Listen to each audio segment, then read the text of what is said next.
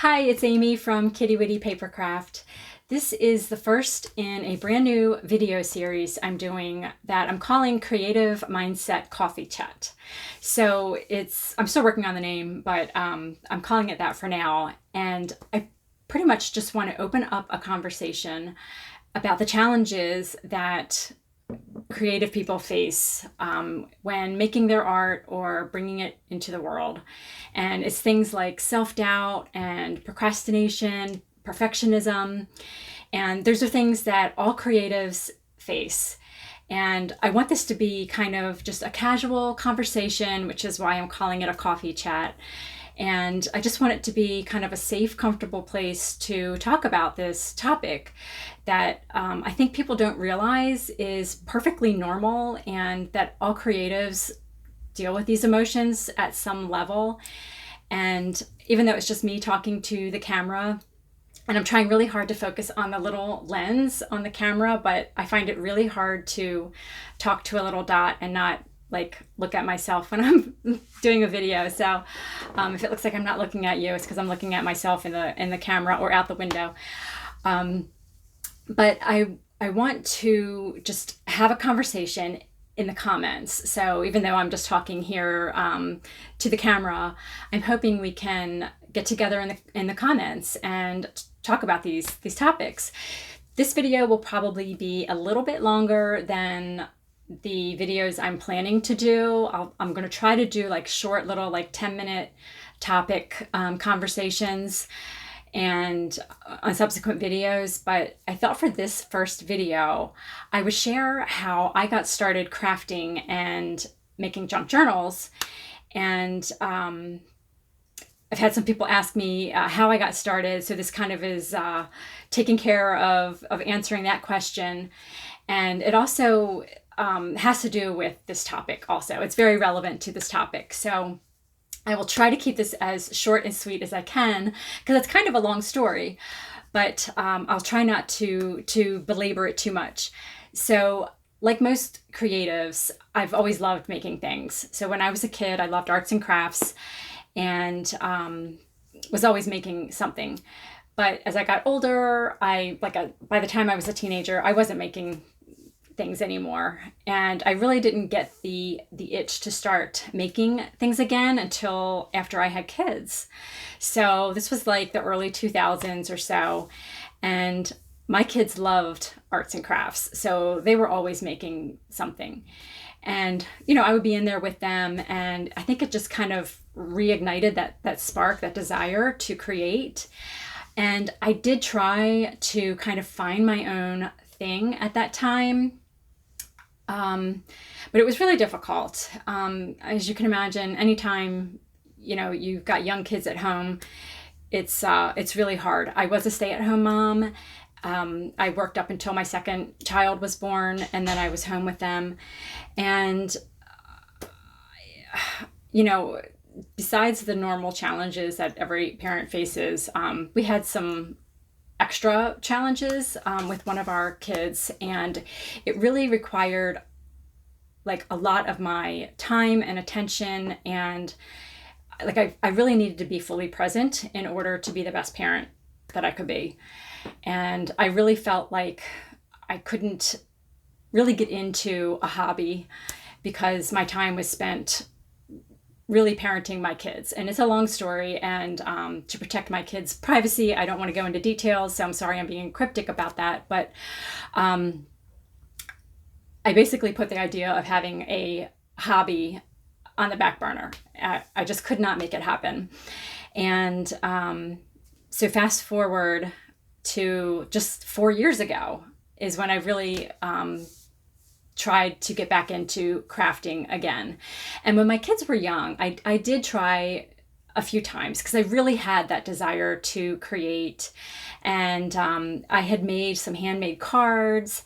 I dabbled in making ATCs, if you know what those are, artist trading cards. I made a few of those. And I also discovered altered books at that time. So this was back in 2003, 4, 5, somewhere in there. I discovered altered books, and that really lit me up. I was really interested in that. And I did get a vintage book, and I started making an altered book. And again, just for those reasons I described, I just couldn't stick with it. So just put that away in a drawer somewhere. And a few years ago, so it was about 4 years ago, my kids then were 12 and 15. They're 16 and 19 now. And I felt like I could finally start making again. And there's a whole series of events that sort of transpired to really get that ball rolling. And it's really amazing. And you'll hear me talk about this a lot, is that like you can look back in your past and see like the little breadcrumbs that were left for you to follow, like little nudges. And at the time they just seemed insignificant, but I can look back now and see how they were kind of laying the foundation for where I'm at today. So that's really amazing. I'd love to talk about that sometime. But let's see. So this was about 2016, I guess. And to make the story not too long, basically what happened was two things. I had a conversation with my mom, and right around the same time, I discovered bullet journaling. So let's see, I cannot remember which happened first. They happened very closely together, like within weeks of each other. I think I had the conversation with my mom first, and this conversation is really what is my big why and my big passion for why I want to talk about this topic. And really, if you've seen any of my recent videos where I talked about feeling like I want to take Kitty Witty Papercraft to like the next level and have my business be about more than just selling journals, I really want to help women overcome like self-doubt and the things that keep them from creating. And it's because of this conversation that I had with my mom. And the gist of the conversation was just that, she had regretted when she retired. She retired pretty early. I think she was 55 or 60, and she didn't get another job. And so she just was at home, and she didn't have any hobbies, and her health started, she started having some health problems, and she has RA, and she's blind in one eye, and because of glaucoma. So, her health isn't where she could really engage in hobbies. And so she really doesn't have anything for herself. And I may be reading more into that story than maybe she feels. Like she may not be bothered that much by it, but just that conversation we had where she regretted not doing anything after she retired, and now she feels like it's too late. And it's not. She's only in her early 70s. It's never ever too late. And that's just a mindset kind of thing. But that just really hit me hard. And it made me realize that life is so short, and if there's things that are on your heart to do, you need to do them. I think the worst thing in the world is to get to the end of your life and have regrets. I don't want to leave anything on the table, and I see so many women now that I've started Kitty Witty Papercraft. I've talked to so many women that that really are, I guess for lack of a better term, like playing small and not really stepping into their gifts, and letting perfectionism and fear of messing up and not doing it right keep them from making the art that they want to make, whatever kind of art it is, whether it's journals or scrapbooking or whatever it is. If you're in my community, it's probably journals, some kind of paper crafting. And so that is why this is my passion, to encourage women, help women overcome those doubts, and make their art and put it out in the world. And like I said, there's nothing to me worse than the idea of getting to the end of my life and regretting the things that I didn't do. So, and not, you keeping fear of judgment and like all those things that we keep ourselves playing small. And yeah, so I want to help people do that. And that is my passion. And it was spurred by that conversation with my mom. So then right around that time, this is another really long story, and I will probably save this for another video, because how this came about, it was so serendipitous and really kind of amazing. But I'll save that for another video. And basically, I discovered bullet journaling. And that appealed to me because I'm very much a list maker. I've always been one to like write everything down and keep a calendar and all. And it also kind of gave me like permission to be creative while being, practical at the same time. And I felt like that was something that I could actually do.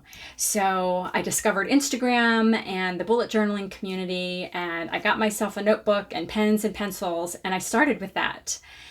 And a couple months later, I discovered the planner community. And that's what really got me into paper crafting, because I was making my dividers and decorations for my planner. And then from there, I discovered the Bible journaling community. So it was just kind of like one thing after another, and I enjoyed all of those things. But when I discovered junk journals, that is what really lit me up. And I can't remember exactly how I discovered junk journals. I remember looking into altered books again. So remember, I said way back when, almost 20 years earlier, I had discovered altered books, and that really excited me. And I was really interested in that. And I think I was thinking of maybe making another one or looking into that again. And somewhere in that process, I discovered junk journals. And I believe I watched a few little Bindi or Johanna Clough, if you know her on YouTube.